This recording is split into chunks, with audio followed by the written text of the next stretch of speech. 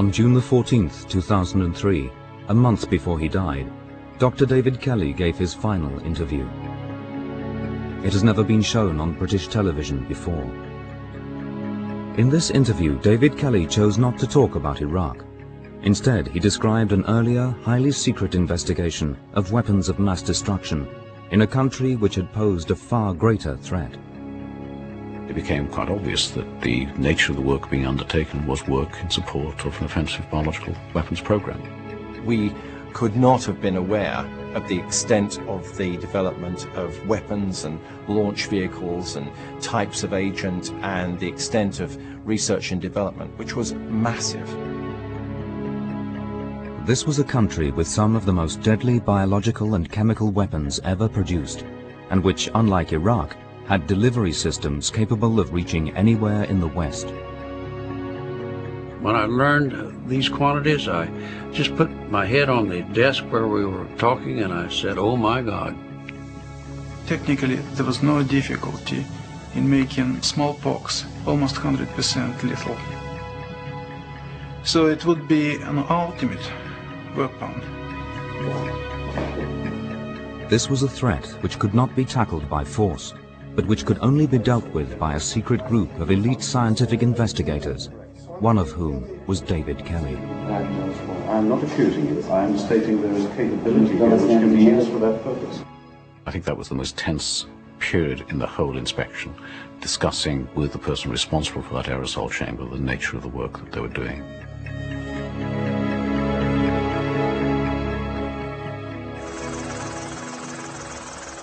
On July the 17th, 2003, Dr. David Kelly was found dead in the woods near his home in Oxfordshire. The tragedy followed weeks of controversy about the government's use of intelligence on Iraq's weapons of mass destruction. This was an area on which David Kelly was one of the world's leading experts and on which he was a key government advisor. What I've had is the opportunity to migrate away from science and interface with the intelligence community, with the diplomatic community, and indeed with politicians themselves. And that's very exciting, putting forward the technical and scientific case for something and interfacing that into those other areas. So it's a challenge and it's exciting. But in addition to advising the government, Kelly's expertise was also sought out by the press. Following an off-the-record meeting with Andrew Gilligan, he found himself at the center of a political storm. This very private man, driven by a love of science and a sense of duty, was suddenly thrust headlong into the spotlight. You ever felt like a fall guy? I mean, you've been set up, haven't you? That's not a question I can answer. You're being exploited to rubbish Mr. Gilligan in his source, quite clearly. I've just found myself to be in this position. I reckon you're chaff to divert our probing. Why did you feel it was incumbent upon you to be thrown to the wolves? Under intolerable pressure, his career in ruins, Kelly tragically took his own life. It was the blackest day in recent British history. This is an absolutely terrible tragedy. I'm profoundly saddened for David Kelly and for his family. He was a fine public servant who did an immense amount of good for his country in the past, and I'm sure would have done so again in the future. Have you got that on your hands, Prime Minister? Are you going to resign over this? Months later, the Hutton Report controversially absolved the government from any responsibility in the circumstances leading up to David Kelly's death. Now, ladies and gentlemen, I think it would be fitting if we stood for a minute's silence in memory of Dr. Kelly. But this film is not about those tragic events. It is the story of an extraordinary life, a life of science and duty, which, as his final interview shows, David Kelly clearly cherished. Oh, science undoubtedly was the driving force to where I am now. If I wouldn't be involved in both the investigation of Iraq's biological weapons and the Soviet one, together with providing advice to senior institutions in the United Kingdom, if I hadn't been a scientist. It's my scientific credibility that has led me to there. Thank you, Chairman. Dr. Kelly, I just want to move now on to section Unknown to the public, David Kelly's proudest achievement was not his role in Iraq, but the part he played in disarming one of the greatest threats to human civilization, the secret biological weapons program of the Soviet Union. He rarely talked of it openly, but in his darkest hour, he hinted at the magnitude of the threat Britain had faced. But essentially, yes, in terms of the Russian biological weapons program and the Iraqi biological weapons program, there's no doubt as to which was the larger. Russia's. David Kelly's pivotal role in the secret investigation of the Soviet biowarfare program is a chilling Cold War thriller. We went through these laboratories, which are not particularly high containment laboratories, and we talked to some of the junior technicians, and I happened to ask one of those technicians, did they work with smallpox? And he responded, yes, and I was astounded. First of all, I didn't expect it to be there, and I certainly wouldn't have expected them to work in the quality of laboratory that this work was being done. David Kelly would be called upon to protect Britain from the greatest arsenal of biological weapons ever assembled, built up in a secret and futile superpower arms race over a 50-year period.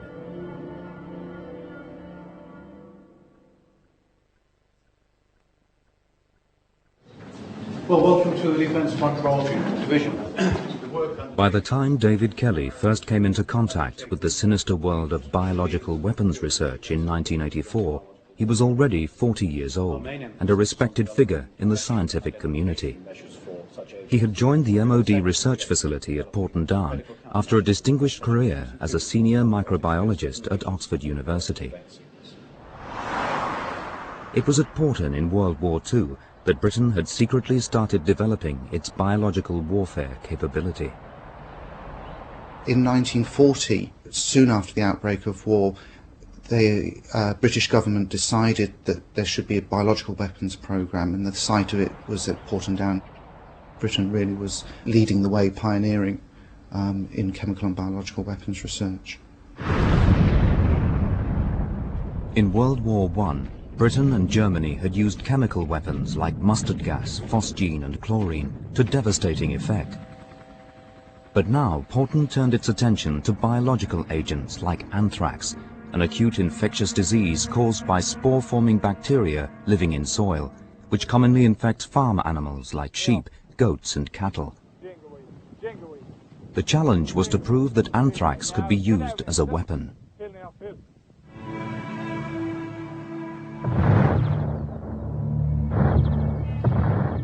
This recently declassified film from 1942 shows the first British weapons testing of anthrax on the remote Grunard Island off the northwest coast of Scotland. There were no facilities anywhere for these tests, which were of course much more hazardous than comparable chemical warfare trials, and so this island was picked especially for its isolation. Sheep were used for the trials because they're particularly sensitive to inhaled anthrax. The bombs fired, and the wind carries the cloud towards the line of animals and impingers. The large flock of sheep was decimated. Britain was the first to successfully demonstrate that anthrax spores could be dispersed into the air by a bomb blast and infect anyone who inhaled them.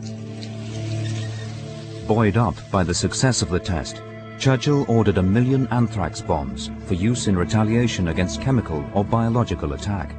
It was the start of the biological weapons arms race. They worked out that the best way to attack human beings was to spread these organisms on the air in such a way that they were breathed in, that the organisms stayed in the lungs and caused the pulmonary form of infection. And that is the British, we might say, key contribution to the history of biological warfare, because that dominates the rest of the century of offensive programs. Nearly 50 years later, it would be left to a new generation of biological weapons scientists, led by David Kelly, to clean up Grunard Island. As anthrax spores can survive in soil for 150 years, the island was still toxic and dangerous. David Kelly's team worked methodically, burning the infected ground and then saturating it with 240 tons of formaldehyde and seawater.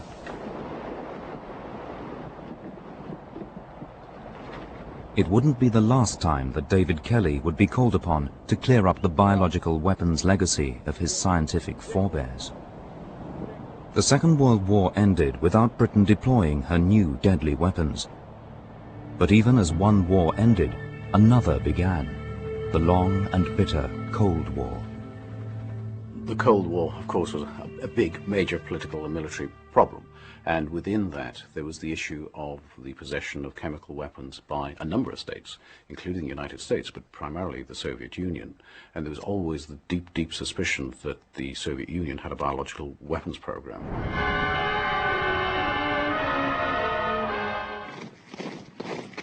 This deep suspicion drove Britain and America to build up vast stockpiles of terrifying chemical and biological agents. In America, this build-up was supervised by leading biowarfare scientist Bill Patrick. Until you joined the program, you didn't know what was going on. But after I got my clearance and started to read the reports that were available to me at the time, it was fascinating work, really fascinating work. A lot of good research was being done on some very fastidious, very infectious diseases. Diseases that you couldn't necessarily work with safely in the university laboratory. At Fort Detrick in Maryland, the Americans established a counterpart to the British facility at Porton Down. There, Bill Patrick oversaw the rapid growth of germ warfare technology. Dozens of biological agents were identified, cultured, and stabilized. Patrick pioneered a method by which deadly pathogens could be freeze-dried into a powder that could then be easily dispersed by a bomb or missile. This is a simulant that has all the physical properties of weaponized grade anthrax. Notice it has beautiful flow characteristics. It's composed of about 2.5 to 3 microns mass medium diameter and is electrostatic free. And these are all the properties you need in a biological weapon grade material. Having weaponized one deadly pathogen, Bill Patrick's next major breakthrough was inspired by a biological assault on an entire mammal population in Australia.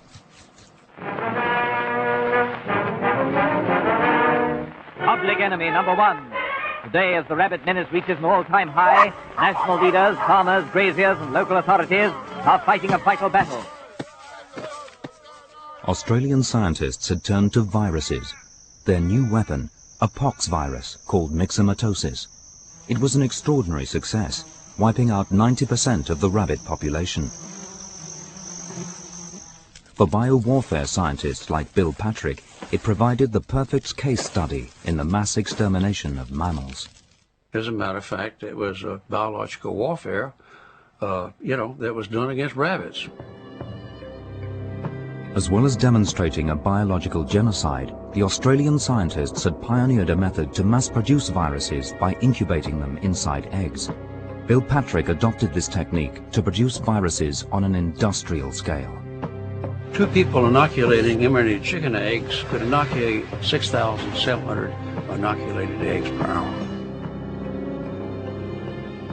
As Patrick and his team were secretly producing an arsenal of biological weapons at Fort Detrick, public fears of biowarfare in the West were growing.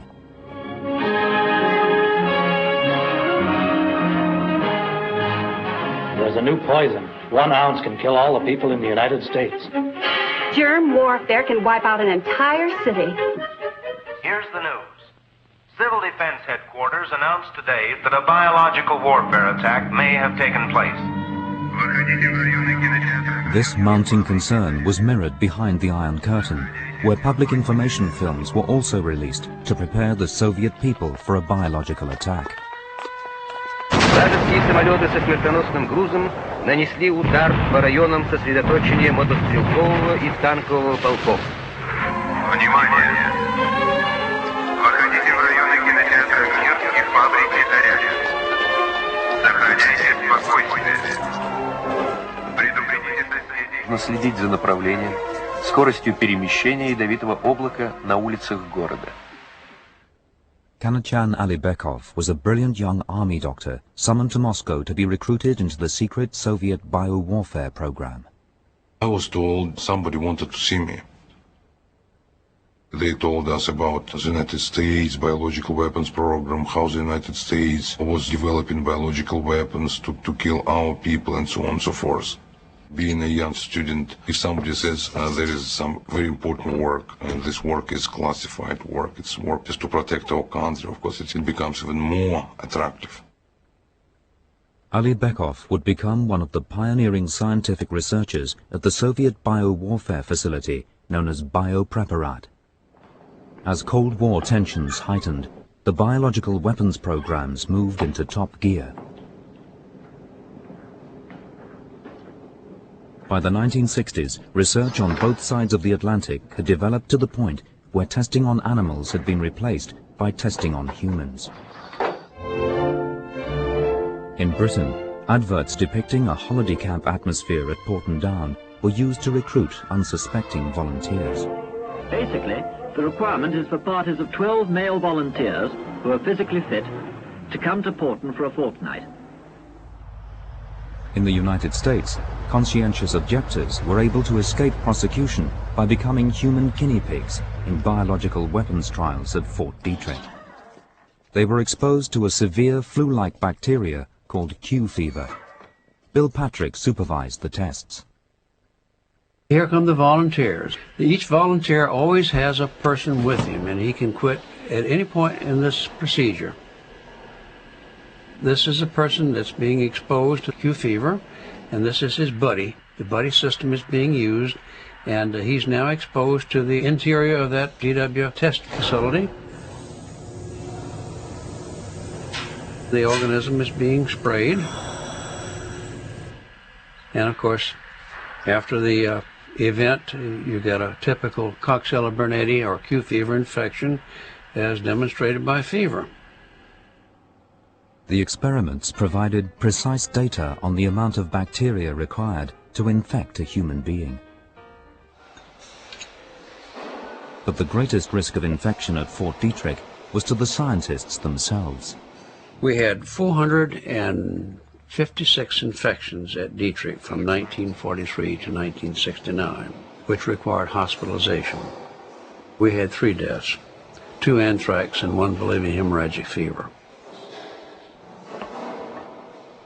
But in addition to this close-quarter testing, the British and Americans also needed to find out the effects of bacteria sprayed over large populous areas.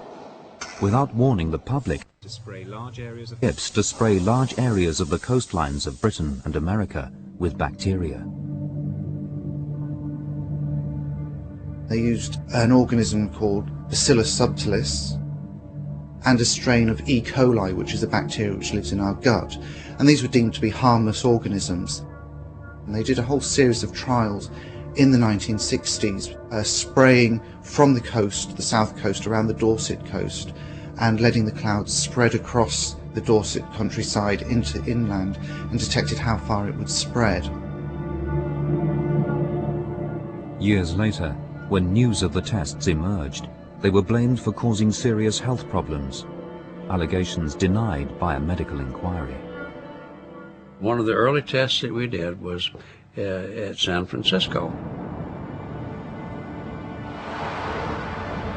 We sprayed Bacillus subtilis from a naval vessel and had the wind move that aerosol across the downtown San Francisco.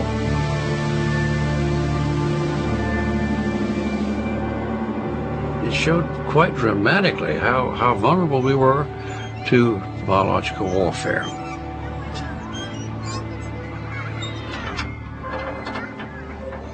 In America, too, there were later allegations of unusual illnesses and even one death.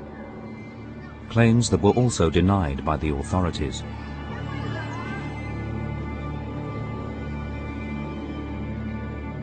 The escalating biological arms race was by now causing serious public disquiet. In Britain, Porton Down had become a place of notoriety, a scene of frequent demonstrations and arrests.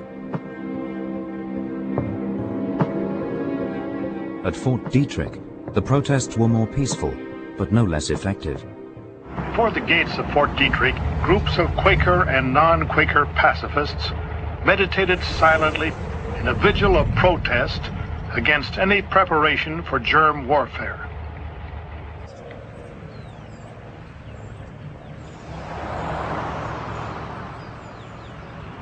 We all felt very ambivalent about this. Here we are, patriotic Americans, risking life and limb in some of these laboratories, and yet we had some of our fellow citizens protesting against the work that we were doing.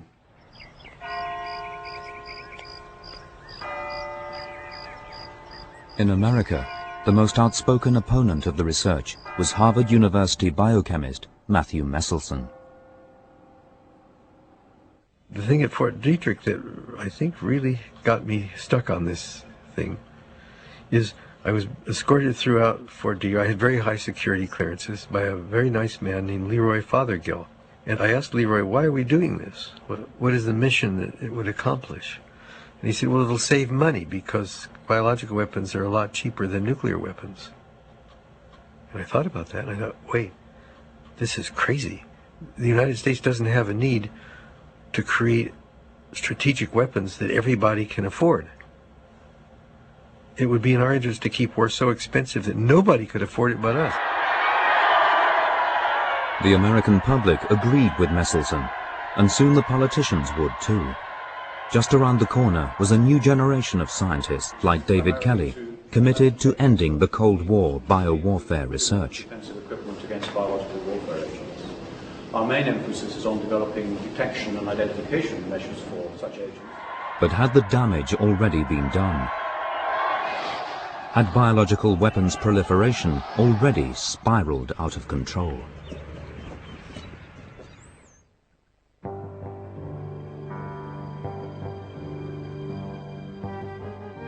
By the time David Kelly was forging a career as a research microbiologist in the late 1960s, the tide in the West was beginning to turn against biological weapons.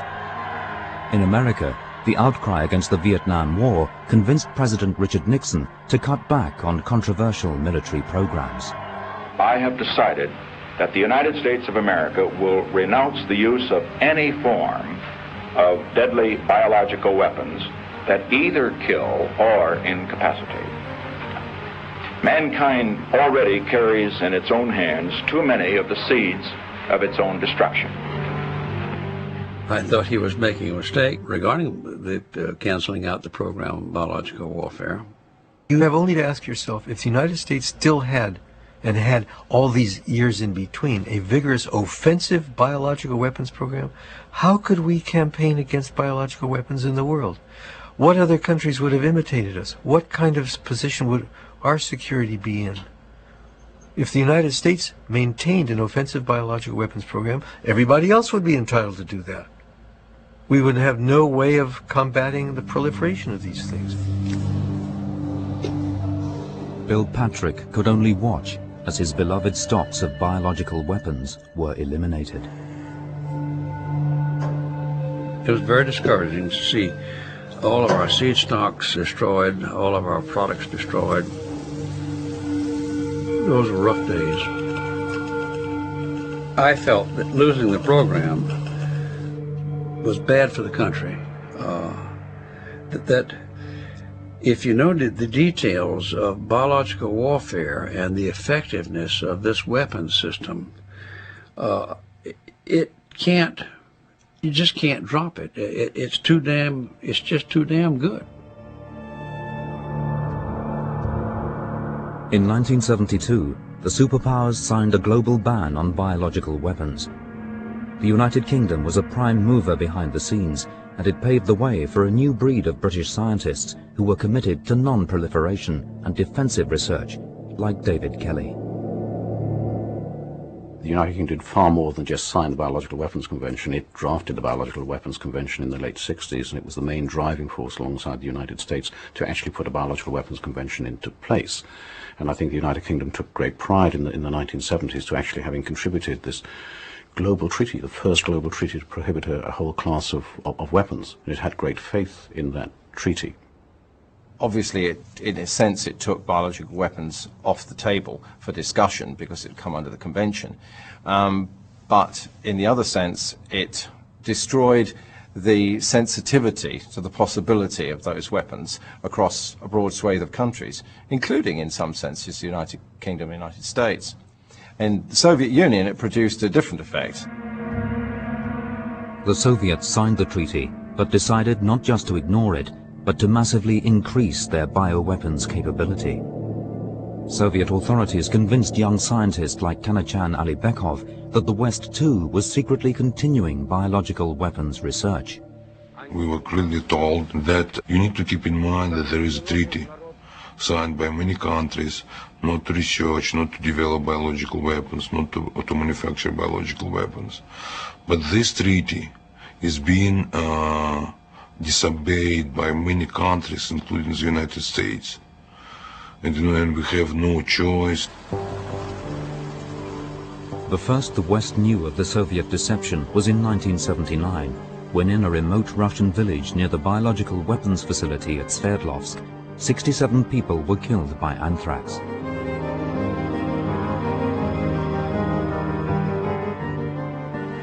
The Kremlin insisted the deaths were a result of eating contaminated meat, but Western scientists were not fooled. I think the Sverdlovsk incident was extremely important. In 1979, there was this release of anthrax from a facility, which we now know to have been a facility that manufactured anthrax on a large scale. Kanachan Alibekov was later told the real story behind the blunder by a Soviet government official. He said, "Have you heard anything about Sverdlovsk?" I said, "No, nothing." He said, "These stupid people, they killed so many civilians because they were not able to contain anthrax at that facility." Unknown to the West, Sverdlovsk was only one of many secret bioweapons plants. The largest was at Stepnogorsk, deep in Kazakhstan. Alibekov was sent here to develop an even more powerful strain of anthrax and to produce it in industrial quantities. If you ask me at that time, how did I feel that it would be anthrax in industrial scale, unfortunately, I cannot say it was disturbing to me. Because at that time, everything, I would say, I became a kind of convinced that the work I'm doing is very important. The work I'm doing is absolutely necessary for my country. The anthrax release was enough to alert British and American intelligence that the Soviet bio-warfare program was still fully operational. Although anthrax was deadly enough, it was the mere tip of the Soviet iceberg. In the 7 years since the Biological Weapons Treaty had been signed, the Soviets had taken advantage of a scientific revolution to dramatically enhance their bio-warfare capability. They were now using genetic technology to engineer bacteria into even more devastating weapons. It was a terrifying innovation which led Britain and America to drastically revise their policy on biological weapons.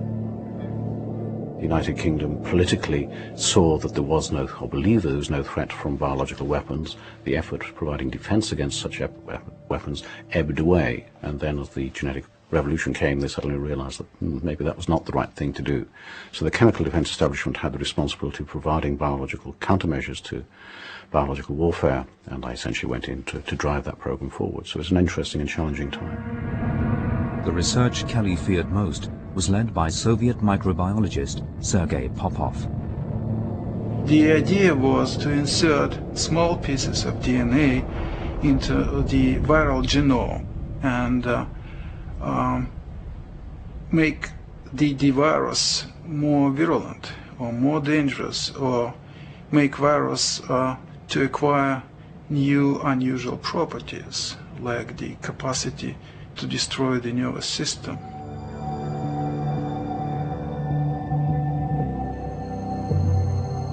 One of the viruses Popov was working on was the notorious smallpox, a lethal microorganism that killed 2 million people worldwide every year until it was eradicated in 1980 through global vaccination. In its natural state, smallpox kills 30% of all those that it infects, enough to make it one of the deadliest pathogens known to man. But deep in the heart of the Siberian forests, Popov and his colleagues were genetically engineering the virus into a new super strain, a hybrid that would be 100% lethal.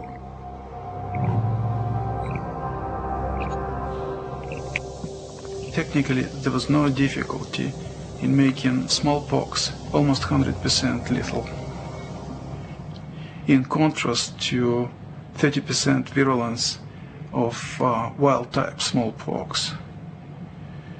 So it would be an ultimate weapon much more dangerous than anybody could imagine, because even if some of the infected people recover from the first wave of disease, they would almost inevitably die in the second wave of neurological symptoms, paralysis and death. So it was a very scary weapon. British bioweapons intelligence officer Chris Davis found it hard to convince his superiors about what was really going on inside the Soviet Union. It was a very difficult time to live through when one appreciated the enormous dangers that lay out there. And really, no one believed you. It was a strange thing to go home from work every day. Slightly burdensome, I have to say.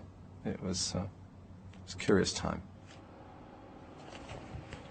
But by 1989, Ali Bekov and the secret Soviet program were about to be brought down from the inside.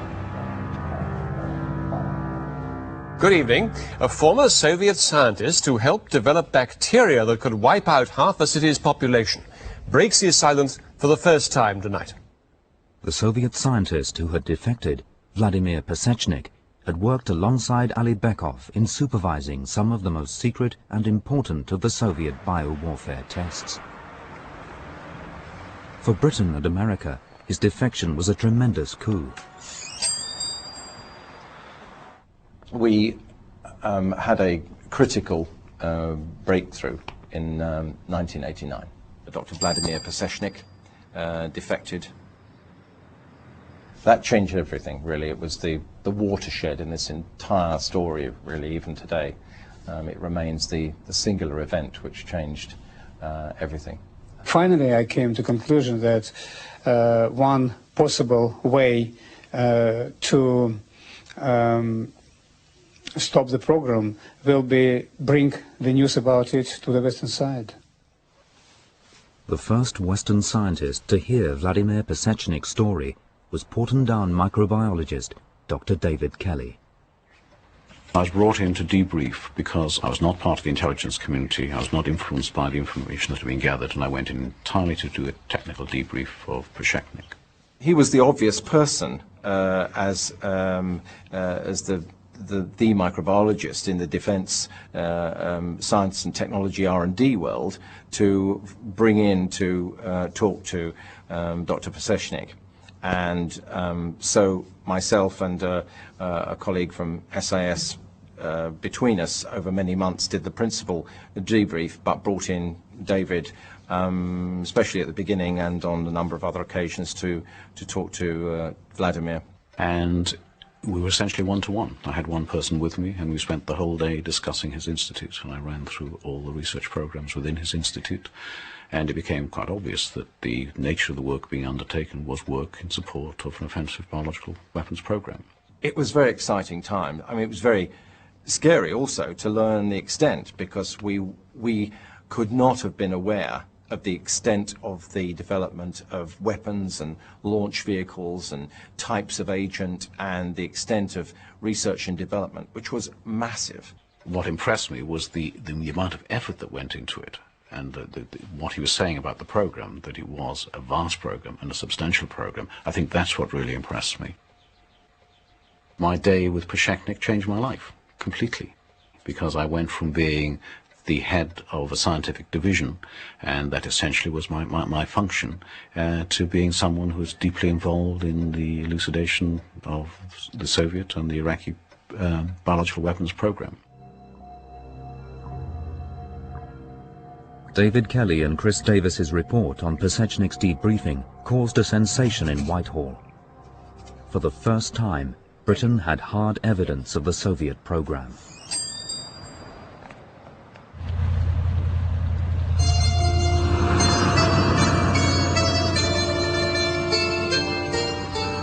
On the 8th of June 1990, Margaret Thatcher travelled across Moscow for a meeting with Mikhail Gorbachev. She asked him, was he hiding secret research to develop weapons of mass destruction? We understand Mr. Gorbachev replied, the Soviet Union has no program for developing biological or toxin weapons. He repeated an earlier promise to look into the matter. And that in turn led to the series of visits that were made to Soviet facilities, because he denied it and said, well, because we don't have a program, he was quite happy for scientists to come and see for themselves that there was nothing untoward going on at those facilities. Under a secret agreement between the governments of Britain, America and the Soviet Union, Dr. Kelly led a small elite group of experts into the heart of the Soviet Union's most secret scientific facilities to investigate the truth of Przechnik's terrifying claims. Under this secret agreement between the three countries, we went in for a very first visit to this extraordinary organization, and starting around, I think it was around the 6th or 7th of January 1991.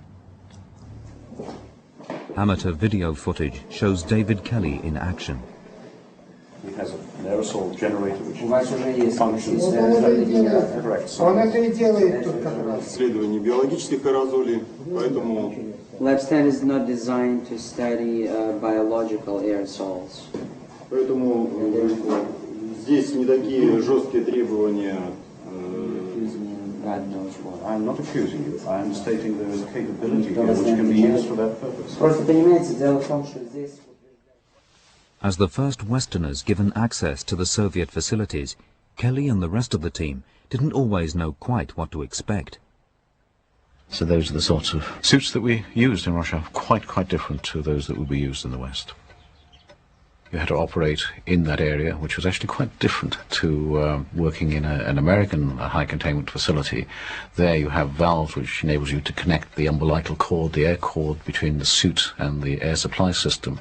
In Russia, it was an ordinary tap, and you took the hose off, and you bent the hose over and held it with your thumb until you went to the next one. Quite a different experience. And coming out of the facility, of course, you have to change out your suit, you have to shower, and you have to come out, and so it is somewhat disarming to be there naked with your host as you're coming out. It is a very strange experience indeed. Very odd to be thousands of miles from home, alone in a facility in this sort of situation. Finally, David Kelly came face to face with his chief adversary, Soviet scientist Kanachan Alibekov. I wanted them to find something. But at the same time, being in charge, of course, it was my responsibility just not to let them find something. It was quite an interesting situation. Wherever we went, he knew what was going in those laboratories, or it appeared to know what was going in those laboratories, and often took the lead in providing explanation, trying to prevent the people who were actually working in that laboratory from providing their own explanations. During one inspection, Kelly's colleague, Chris Davis, found himself seriously at odds with his Soviet hosts. We went inside, and I was looking around, and I said, well, can you turn the light on? I mean, we can't see anything. This is... And so my friend, colleague, Hamish, handed me a torch, flashlight. And at the moment he handed it to me, I take hold of the torch in my left hand, and this vice-like grip clamps down on my left arm as this Russian security guy, wades in, and I hung on to the torch, and he hung on to my arm, and I said, come on, what's going on here? We're on this is a diplomatically cleared mission here at the very highest level. I don't think that your president is going to be very happy, when I complain up my chain that I've been manhandled. And we were in deadlock. I wouldn't let go of the torch. He wouldn't let go of me. I'm talking to the interpreter. The interpreter's talking to the other interpreter, trying to get something moving here. And so we were stopped. And they said, "But you're using an electronic device." I nearly cracked up. I nearly laughed. I mean, it was, you must be joking. They came to visit our facilities. They say, "No, it's black." So we say, "No, it's white." They say, "No, it's explosive chamber." We say, "No, it's a chamber to test biopesticides." They say, "No, it's and it's whatever you say, you can find a counter-argument. But as quickly as Ali Bekov was issuing denials, Kelly was skillfully obtaining damning admissions from junior members of Ali Bekov's staff. I think our biggest surprise was the inadvertent acknowledgement that they worked with smallpox. We went through these laboratories, which are not particularly high containment laboratories, and we talked to some of the junior technicians, and I happened to ask one of those technicians, did they work with smallpox? And he responded, yes, and I was astounded. First of all, I didn't expect it to be there, and I certainly wouldn't have expected them to work in the quality of laboratory that this work was being done. And so I had with me a British interpreter who's an excellent Russian interpreter, so I got to ask the question 3 times to make sure there's no misunderstanding. And instead of using the word smallpox, I used its Latin binomial, variola major, and he confirmed that that indeed was the case. We then went on in that very same building to look at the dynamic aerosol chamber, where they acknowledged that they did aerosol evaluation of monkeypox, not of smallpox. And they acknowledged that to be the case. And I think that was the most tense period in the whole inspection, discussing with the person responsible for that aerosol chamber the nature of the work that they were doing. Kelly's devastating discovery had exposed the massive Soviet deception.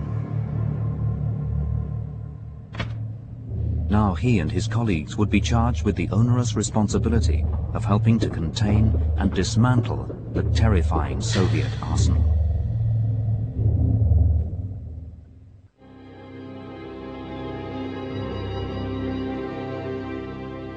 The discovery by David Kelly and the rest of the team of the Soviet biological warfare facilities had stunned Western intelligence and politicians, handing them a crucial advantage in dealing with their Soviet counterparts.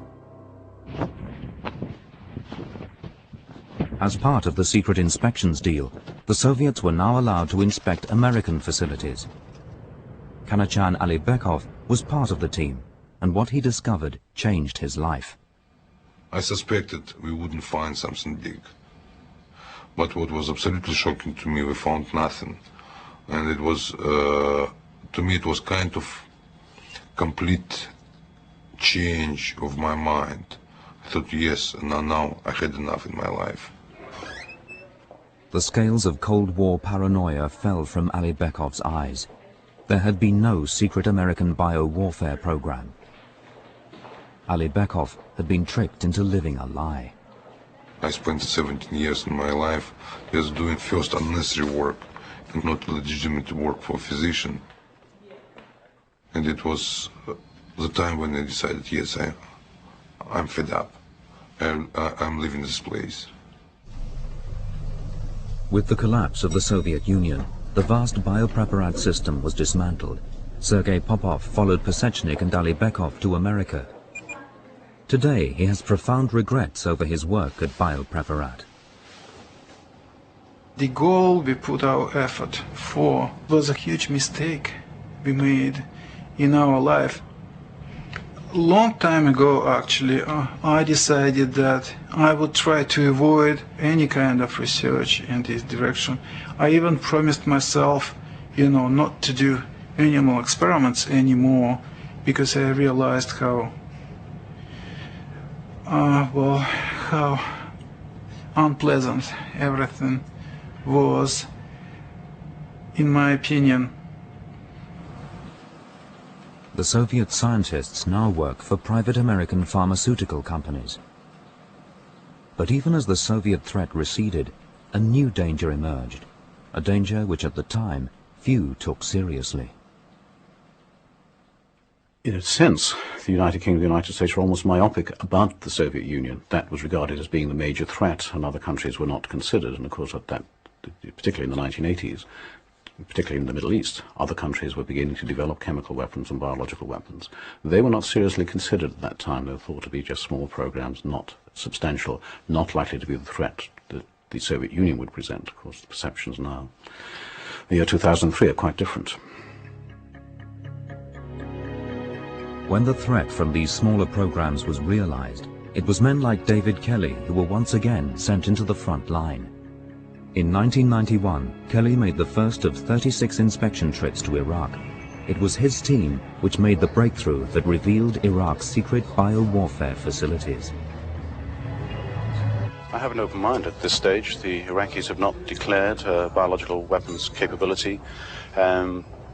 We will go to sites which we deem to have characteristics associated with biological activity, but at the moment, as I say, I have an open mind.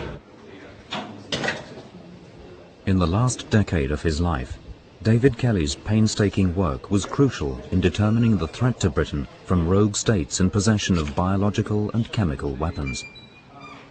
But he was also keenly aware of the political dilemmas and nuances which went hand in hand with his acutely sensitive work. There is no clear delineation between offensive research as opposed to development, offensive research and defensive research. It really is the intent behind it that determines whether it's offensive or defensive, and intent is very difficult to determine.